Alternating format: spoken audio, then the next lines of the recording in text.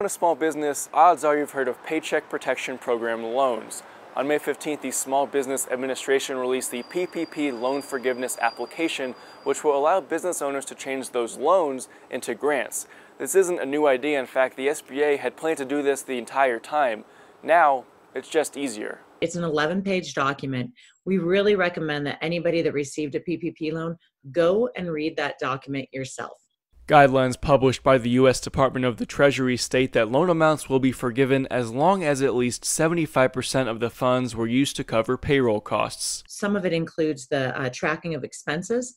We're recommending that if you haven't already, it would be advisable to make sure that your PPP is in a separate account, that you can track every expense incurred to that account. There are a number of rules and guidelines laid out in the application and instruction document, which can be found on the SBA and U.S. Treasury websites. They've been saying that they were going to do that since the start, but nobody knew exactly what that meant. And so by the release of this 11-page document, that's the simplicity of it. It's pretty darn easy. Loans were set to be due 2 years after the borrowing date with a 1% interest rate.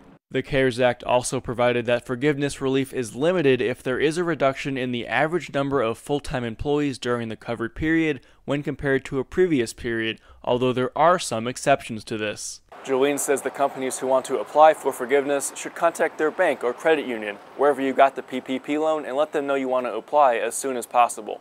In Great Falls, Matt Olzaffel, MTN News.